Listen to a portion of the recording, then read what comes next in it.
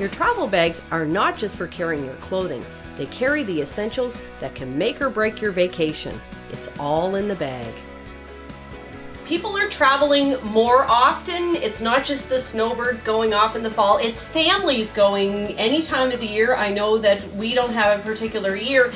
And one of the main things Colette helps people with is to get organized. But it really is about the bag. It definitely starts with the bag, and what I do is I often go to a spare room like we have today and throw on my favorite suitcase, which I call the tank. It survives through... The tank? I call it the tank. It survives through a lot of things. So choosing the right bag is important. A lot of people may be road warriors and choose to just go with a single bag, but most of us have a lot of things to do, so choosing the right bag is key.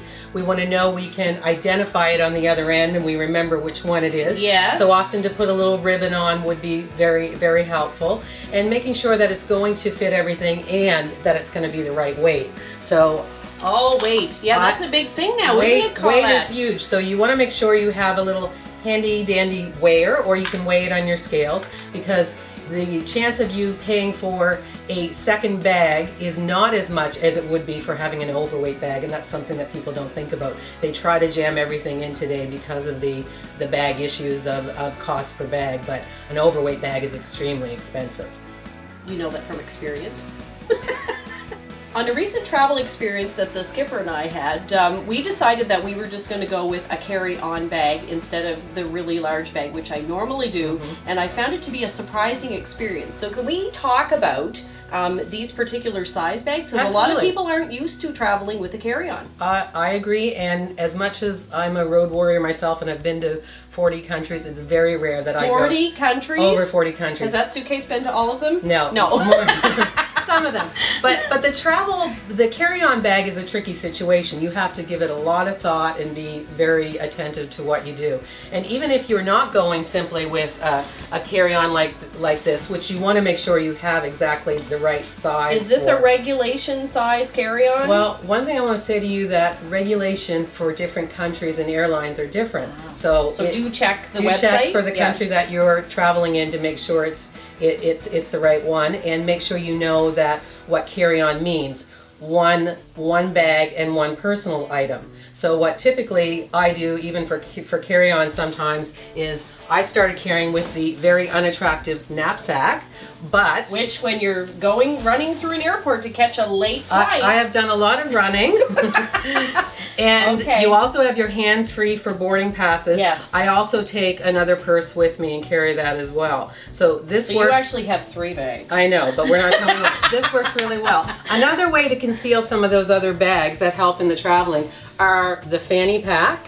Oh, the fanny pack, yes. The passport bag. Oh, okay. Or the passport hanger that goes around your neck. Yes. So the key to the carry-on bag, whatever it is, you want to make sure that your important documents are always in the same place. So close at hand. Close at hand. I like to have a standard uniform that I wear, my uniform travel, my bags, that everything goes in the same place. So know where it is. If you're switching it up every time, you're going to get confused. Which thing is it in? And I know when I do my jog to that flight in between, sometimes you do not have the extra second to be wondering which pocket did I put it in as you're running in to talk to the attendant. Now that we've decided our larger bag, we have some smaller bags that we need to have our necessities in to go in the larger bags. You're right, and I've got lots of tips on how to use bags to make our life easier when we're traveling. Well, I'm seeing some real goodies here, and I'm going, she's pretty crafty. This is one of my favorite tips. If you have your muddy or dirty shoes, simply take the shower cap and use that as a bag for your shoes. It works really well. A nice way to carry it. Also, when you're leaving home, many of us have these newspaper bags that show up on our doorstep all the time. Those are great to put shoes in as well. And one of the favorite bags for every professional organizer or person who wants to be organized is the Ziploc bag. Now, these come today in so many different sizes. You can put individual kids' clothing in these. You can separate your clothing, your socks, your underwear, all kinds of things that can be used for a wet bathing suit afterwards. Especially that last day when you're at the hotel and you want to get one more swim in before you leave. What do? Throw your wet suit in your suitcase? No. So So you go home with one stinky bag instead of a bunch of other stinky things. Like that. I always throw a few just generic grocery bags in to throw some of that stuff in as well. And don't forget to bring a cooler bag. You can pack some things in here, have it for your day tripping when you're also using your knapsack, which was your carry-on bag. That's great for when you're out for the day. You can save money by buying a baguette, some other things. Your lovely cheese will stay in here. Because then you can travel more when you buy baguettes. Absolutely. Buy food, carry. Yeah, saving some money. You can also save some space in those bags by packing carefully and thoughtfully as you're packing and shoving the extra little items in the shoes, and using one of these magic bags sometimes to roll them up a little bit. That can give you some extra oomph as well, or extra room in the bag, but really packing properly makes sense. And some of the other bags that work really well that you can pack are these bags that you can have everything in it. You can label them and know what they are, and you simply have it packed like this, unfold it, and hang it on the back of your bathroom wall. I love the and they're hooks good on to those. go. Yeah, they're perfect. They're great. Absolutely perfect. Part of traveling and the dangers of having bags and having similar colored bags and all those things is potential loss of luggage. And I'm seeing, Colette, you've got something going on here with this one, and you have this little interesting piece of paper on this luggage. Yeah. What's that all about? Well, of course, these days we know lost luggage is inevitable. Anyone that travels has been there. I've been there quite a few times, and the real problem is if you're traveling in a country where not everyone might be the same size as you, maybe curves, maybe height, it's very hard to go out and purchase clothing last minute. So another good reason to take a change of clothes in your travel-on bag.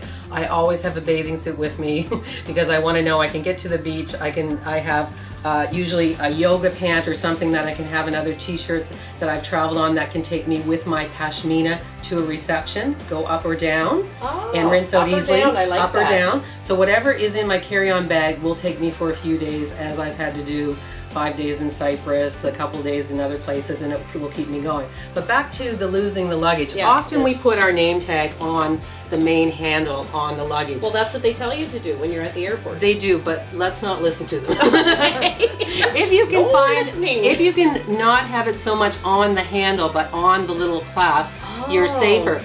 The handles are the main thing that break. When that breaks, your name will go off. Chances are you won't have anything in the bag that will say your name. That's why they go off to the warehouse and people bid on them later to buy all your good stuff.